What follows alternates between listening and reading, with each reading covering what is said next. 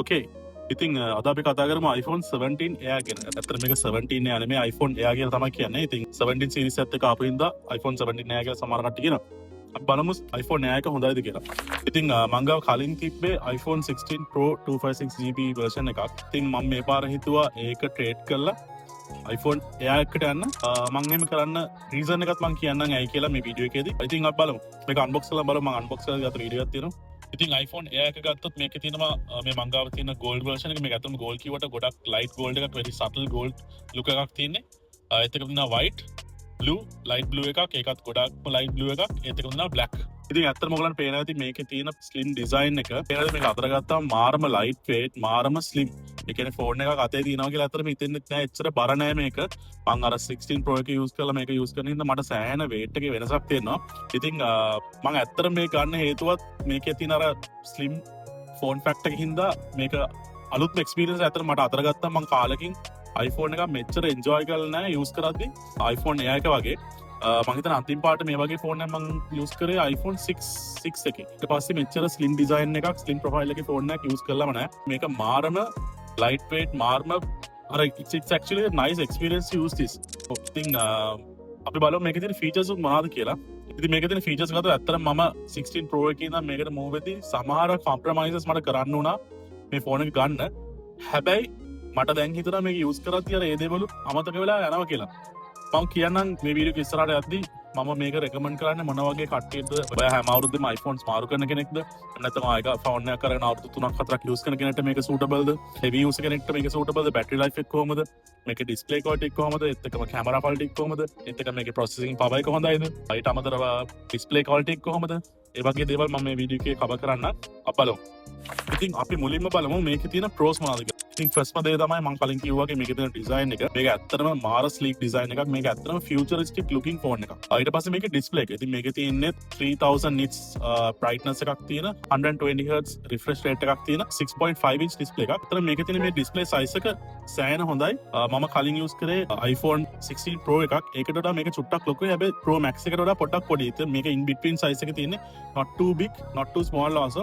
මේක තමයි මං හිතන්නේ perfectම size එක hand එකට. ඒත් එක මේකේ වත් design එක බැලුවම පේන ඇති මේකේ අර තියෙන වටේ තියෙන frame එක නිකන් polished titanium look එකක් තියෙන අර shiny look එකක් තියෙන. අතන මං ඒකට කැමතියි. මොකද අලුතෙන් ආපු 17 series එකේ එහෙම look එකක් නැහැ. මොකද ඒක unibody aluminium design එකකින් එන හින්දා අර වේප cooling chamber එකක් තියෙන හින්දා කැවිලා තියෙන aluminium unibody design එකක්. ඒ කරන එකන් අපි ගත්තොත් 6S එකේ වගේ තියෙන look එකක් තියෙන්නේ. අර premium කියලා ගතියක් අපිට iPhone 17 Pro 17 Pro Max එකේ ගත්තොත් අතර දැනෙන්නේ නැහැ. මම අතර අරන් බැලුවත් එක්ක එයාගේ ගන්න කලින් මට එහෙම ලොකු ෆීලිං එකක් තිබෙන්නේ නැහැ. ඒක නිකන් අර Pro ෆෝන් එක. අර ලක්ෂරි ලුක් එකක් ඒකේ නැහැ. අතර ගත්තම අර ඒ ෆීලිං එකක් නැහැ. ඉතින් හැබැයි මේ iPhone Air එක අතර ගත්තම මට try කරලා බලන්න කොහෙද අබාන්ස් ෂෝරූම් එකට ගිහිල්ලා අතර අරන් බලන්න මේ කොහොම ෆීල් වෙනවද කියලා. මේක මාරම ප්‍රීමියම් ලුක් එකක් තියෙන ෆෝන් එකක්. ඉතින් ඒක තමයි අනිත් දේ මේකේ තියෙන ගන්න හිතන ලොකුම අනිත් ෆැක්ටර් එක. මේකේ තියෙන ඩිසයින් එක. ඊට අමතරව ගත්තොත් මේකේ බැටරි ලයිෆ් එක ගැන ගොඩක් කට්ටිය කතා කරනවා. ඉන්ටර්නෙට් එකෙත් මම දැක්කා ගොඩක් කට්ටිය කමෙන්ට් කරලා තියෙනවා. සමහරු කියනවා මේකේ බැටරි ලයිෆ් එක හොඳයි, සමහරු කියනවා මේක ගන්න දෙයක් නැහැ කියලා. මම දැන් ෆෝන් එක අරගෙන යූස් කරා හරියටම සතියක්. ඉතින් මම ඩේලි ගොඩක් හෙවි යූස් කෙනෙකුත් නෙමෙයි. මම ඔෆිස් යන වෙලාවට මගේ ඊමේල්ස් චෙක් කරනවා, මෙසේජස් වලට රිප්ලයි කරනවා.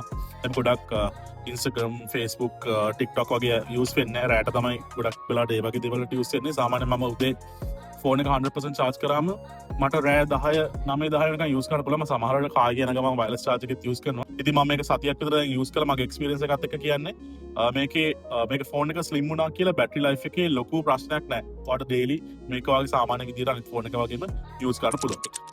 ඉතින් මේ දේවල් තමයි මම මේකේ ඇත්තටම ආසම දේවල් ටික.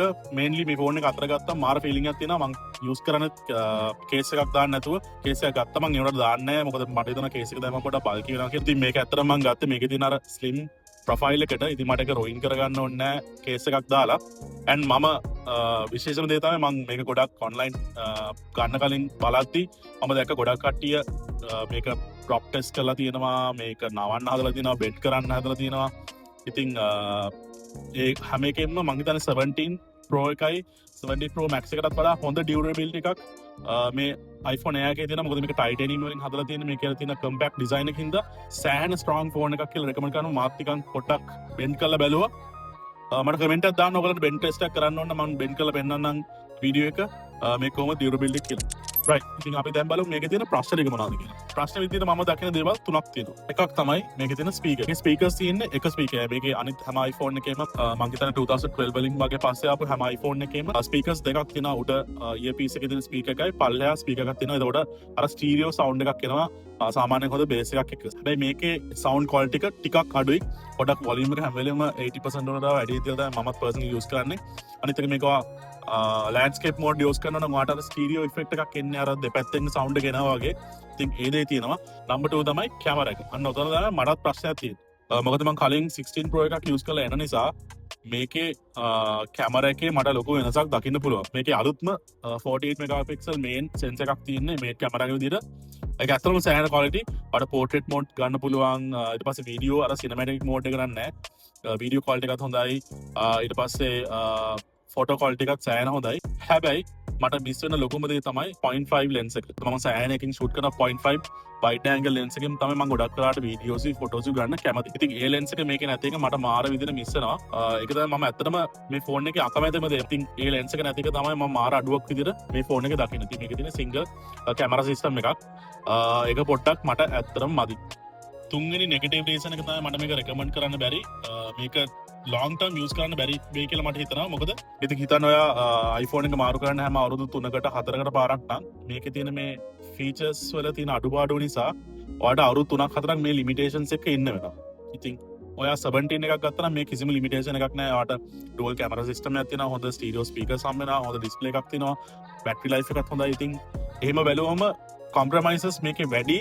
ඔයා ලොන්గ్ ටර්ම් විදිහට මේ ෆෝන් එක යූස් කරන්න යනවා. ඉතින් ඒක මම දකින්නේ ලොකු අඩුපාඩුවක් විදිහට. ඉතින් ඒකත් එක්ක මම කියන මේ ෆෝන් එක මට රෙකමන්ඩ් කරන්න පුළුවන් කාටද කියලා. මං හිතන්නේ ඔයා iPhone enthusiastic කෙනෙක් නම්, ඔයා හැම අවුරුද්දම iPhone මාරු කරනවා නම්, ඔයා ගොඩක් Pro phones යූස් කරලා තියෙනවා නම් කලින්, ඔයා experience එක අරන් තියෙනවා නම් මේ ෆෝන් එකට ඔයා move වුණොත් මේක different experience එකක් වෙයි.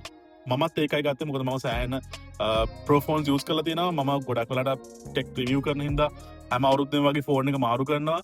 ඉතින් මට අර අලුත් එක්ස්පීරියන්ස් එකක් ගන්න ඕන හින්දා මම මේ ෆෝන් එක ගත්තේ. ඒ හින්දා මම සෑහෙන එන්ජොයි කරනවා මේක තියෙන අර අලුත් ෆෝන් ෆැක්ට් එකකින් හින්දා. මේක ඇත්තටම රෙකමන්ඩ් කරන්න පුළුවන් ස්මෝල් නිෂ් එකට තමයි. හැමෝටම මේක රෙකමන්ඩ් කරන්න නැහැ මම. මේක හදලා තියෙන්නේ හැමෝටම ගන්න නෙමෙයි, ස්පෙસિෆික් ඔඩියන්ස් එක තමයි මේ ෆෝන් එක හදලා තියෙන්නේ. ඉතින් මේකේ තියෙන A18 Pro same chip එකම තමයි Pro series එකේ එන. ඉතින් ඒ හින්දා ආගේ performance වල ලොකු අඩුවක් නැහැ. හැබැයි ඉතින් අනිත් compromises එක්ක මට මේක රෙකමන්ඩ් කරන්න පුළුවන් බොහොම පොඩි ඔඩියන්ස් එකකට විතරයි. ඉතින් මේක තමයි මගේ ඉනිෂියල් ඉම්ප්‍රෙෂන් එක iPhone AI එක ගැන. මම තව in depth වීඩියෝ එකක් කරන්න මගේ යූසේජ් එකත් එක්ක, ෆොටෝ ක්වොලිටි එක කොහමද, මේකේ බැටරි ලයිෆ් එක කොහොමද තියෙන්නේ කියලා මම ඉස්සරහා වීඩියෝස් වලින් අරන් එන්න. අනිවාර්යයෙන් මාව ෆලෝ කරලා තියන්න. ඒත් එක මම ඉස්සරහට අනිත් වීඩියෝ එකක් ගේන්නම් 17 Pro එකයි 17 series එකයි කම්පෙයාර් කරලා ඔයා iPhone එකක් ගන්න ඉන්නවා මේ අවුරුද්දේ. ඔයාට ගන්න ඕනේ බෙස්ට්ම ෆෝන් එක මොකක්ද කියලා, මගේ රෙකමෙන්ඩේෂන් එක මොකක්ද කියලා මම මේ වීඩියෝ එකෙන් ගේන්නම්. එහෙනම් see you guys in the next video. Peace.